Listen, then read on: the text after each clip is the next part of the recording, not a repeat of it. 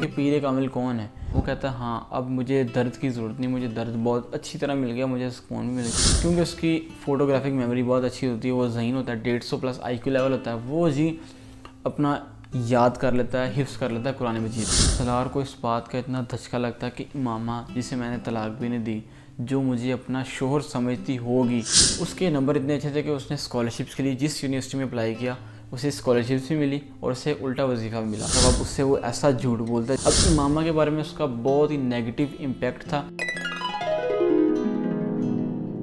اب یہاں سے سالار کی زندگی کا سٹارٹ ہو جاتا ہے. سالار صاحب گھر آتے ہیں, رات سوتے ہیں تو صبح ان کے گھر کے باہر پولیس کھڑی ہوتی ہے جو کہ سالار کی تلاش میں ہوتی ہے. اب سالار صاحب اٹھتے ہیں, پتہ لگتا ہے جی ڈرائیور بتاتا ہے باہر پولیس آئی ہے. سالار صاحب فون کرتے ہیں ڈیڈی کو, ڈیڈی کہتے ہیں جی کوئی مسئلہ نہیں میں کر لیتا ہوں. پولیس وہاں سے غائب. سالار کا جو والد ہوتا ہے اسے انفارمیشن ہوتی ہے, اس کا تعلقات ہوتے ہیں, وہ ساری انفارمیشن لگا کے پتہ لگاتا ہے کہ ہاں رات کو سالار گیا تھا, 3 چیک پوسٹ سے گزرا بھی تھا اور گیا بھی لاہور تھا. سالار اپنی کہانی یوں بتاتا ہے, کہتا ہے جی میں گیا تھا ریڈ لائٹ ایریا میں, وہاں سے میں طوائف میری ایک دوست تھی, میں اسے لے کے آیا تھا گھر اور میں کچھ اس طرح کی ایکٹیویٹیز میں شامل تھا. یعنی وہ اتنا اوپن اور اتنا لبرل تھا کہ اس نے اپنے باپ کے سامنے ہر چیز کنفیس کر لی اور ہر چیز کا جھوٹا روک دیا. اب اس کے باپ کو پتہ تھا کہ جھوٹ بول رہا ہے, اسی چیز میں وہ ملوث ضرور ہے. ٹھیک ہے جی, مبین ہاشم بہت زور لگاتا ہے کہ اسے امامہ کا پتہ لگا. امامہ کا اسے کچھ پتہ نہیں چلتا. وہ اس کی پراپر انویسٹیگیشن بھی کرواتا ہے, سالار کے پیچھے جاسوس چھوڑتا ہے, لیکن کچھ نہیں پتہ لگتا. سالار کا جو والد ہوتا ہے وہ بہت ہی تنگ آتا ہے سالار سے, کیونکہ وہ بڑی عجیب زندگی گزار رہا ہے. 3 خودکشیاں کرنے کی کوشش کر چکا ہے, بچا بار بار.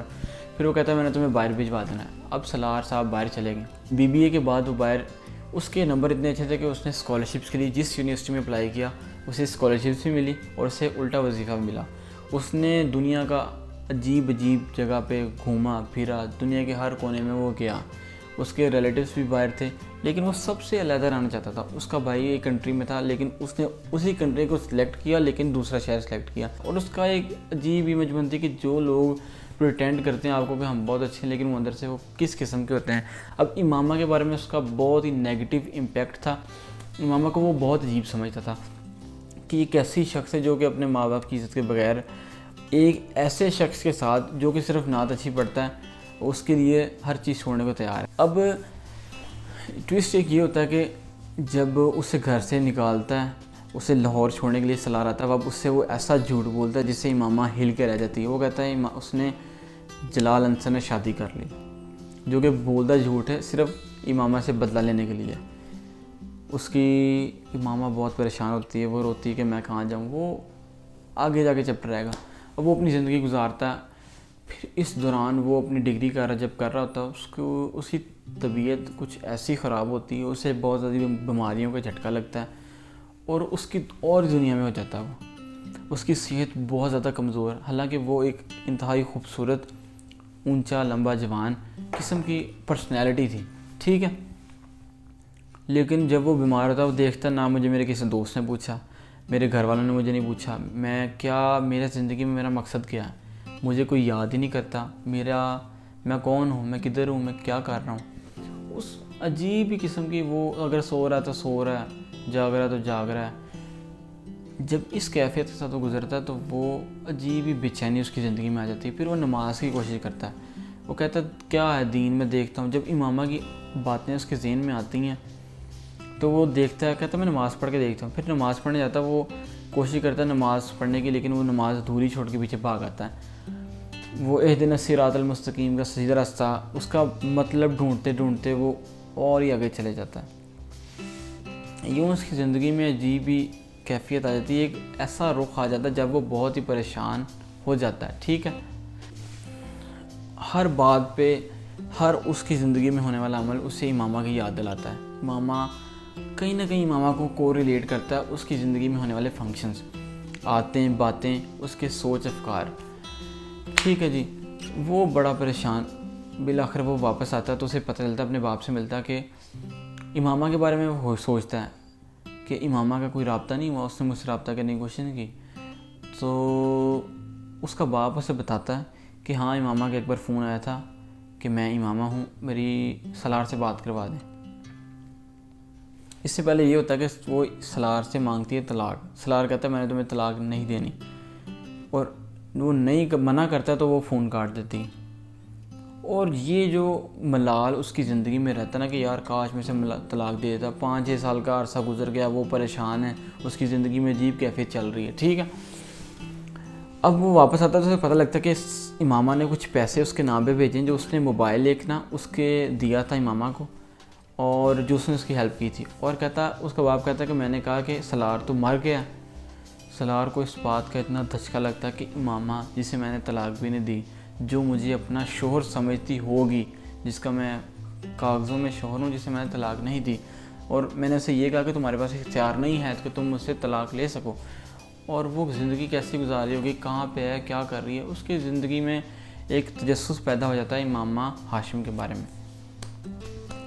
بات آگے چلتی رہتی. وہ اپنی زندگی میں بہت سکون کی تلاش میں ادھر ادھر بھٹکتا ہے, لیکن اسے سکون کہیں نہیں ملتا. بالآخر وہ واپس آتا ہے, اور اسے ٹرین میں اس کے ایک ہوائی جہاز میں جب وہ واپس آتا ہے اسے ایک دوست ملتا ہے جس کا نام ہوتا ہے فرقان. وہ اس کے ساتھ اپنی ایکسپیرینس شیئر کرتا ہے. ادھر ہی ہوتے اسے ایک قاری صاحب ملتے ہیں جو کہ وہ تعلیم حاصل کرنا چاہتا ہے قرآن کی. وہ قرآن کو پڑھتا ہے, سمجھتا ہے, دین کی طرف تھوڑا سا مائل ہوتا ہے سلار سکندر ایک عجیب زندگی گزارنے کے بعد. چونکہ اس کا فوٹوگرافک میموری بہت اچھی ہوتی ہے, وہ کہتا ہے میں تعلیم حاصل تو کر ہی رہا ہوں, کیوں نہ قرآن حفظ کر لوں. وہ یہ اس کے جو قاری صاحب ہوتے ہیں وہ اسے کہتے ہیں ہاں تم کرو, تمہارے اندر بہت پاور ہے. وہ کہتا ہے میں بہت گناہ گار ہوں, میں نے زندگی بہت غلط گزاری ہے, لیکن میں اب اسی دل میں اسی جگرے میں قرآن اتاروں تو کیا یہ صاف رہے گا, یہ ٹھیک رہے گا. اس نے کہا توبہ کا کوئی وقت نہیں ہوتا, اگر تم نے توبہ کر لی کوئی بات نہیں. اب پھر 8 ماہ کے دور میں کیونکہ اس کی فوٹوگرافک میموری بہت اچھی ہوتی ہے, وہ ذہین ہوتا ہے, 150+ IQ لیول ہوتا ہے, وہ اپنا یاد کر لیتا ہے, حفظ کر لیتا ہے قرآن مجید کو. یہ اس کے لیے ایک بہت اچھی اچیومنٹ ہوتی ہے. فرقان سے وہ ملتا ہے ہوائی جہاز کے اندر, فرقان سے شیئر کرتا ہے باتیں, آپس میں ملتا ہے, پاکستان جا کے ملتا ہے, فرقان کے گھر جاتا ہے, فرقان کی بیٹی سے ملتا ہے جس کا نام بھی ہوتا ہے امامہ. اور وہاں سے پھر اسے وہ بڑا اس سے نا لنک کرتا ہے کہ ہاں امامہ کے بارے میں کیوریاسٹی پیدا ہوتی ہے, میں اس کا پتہ کروں کہاں پہ کیا نہیں ہے. فرقان پاکستان کے اندر کچھ غریب دیہاتوں کے اندر سکول چلا رہا ہوتا ہے, اور اسے اس کا یہ کام بہت اچھا لگتا ہے. فرقان اسے موٹیویٹ کرتا ہے کہ یار تم بھی ادھر آؤ, تم بہت ہی قابل شخص, تمہاری ضرورت اس ملک کو ہے نہ کہ ان لوگوں کو. وہ لوگ تو اوپر سے اوپر جا رہے ہیں, اگر تم اپنا بیسٹ اس کنٹری کو دو تو یہ کنٹری اوپر جائے گا.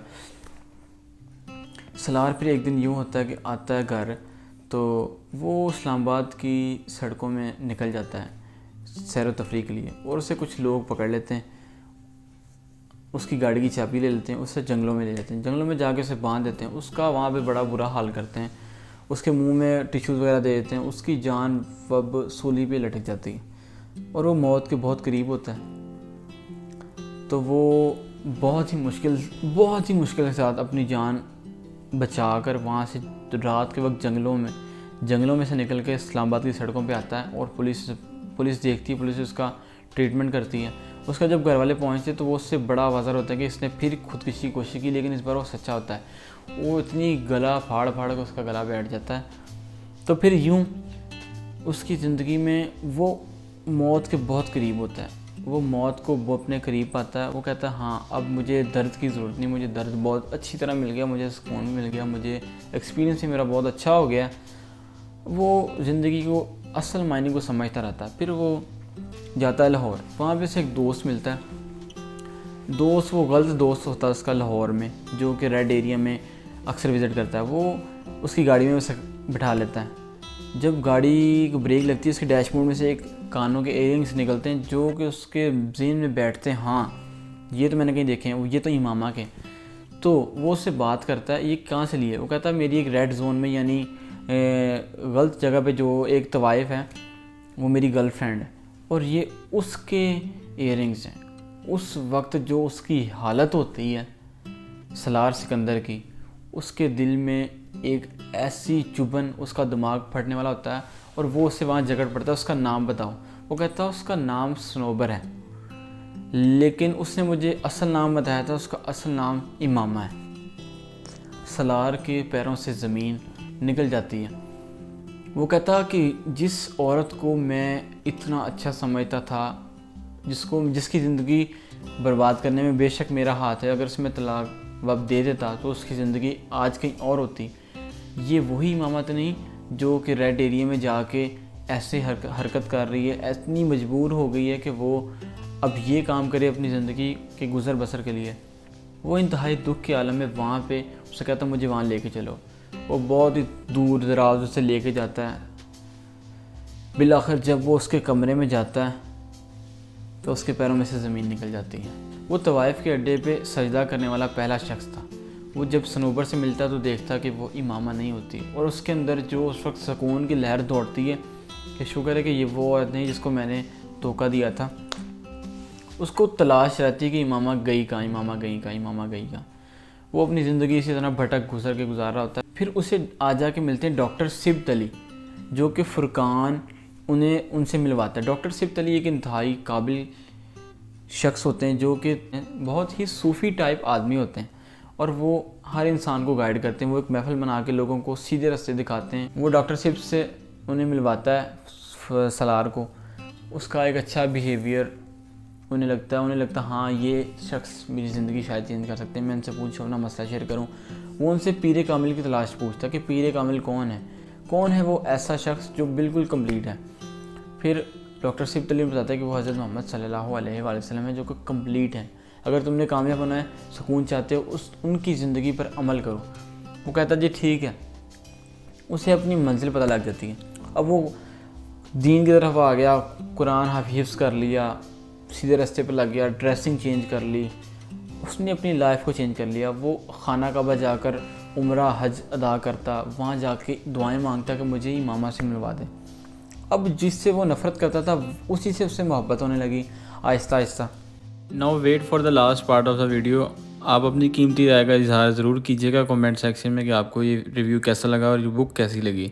Thank you.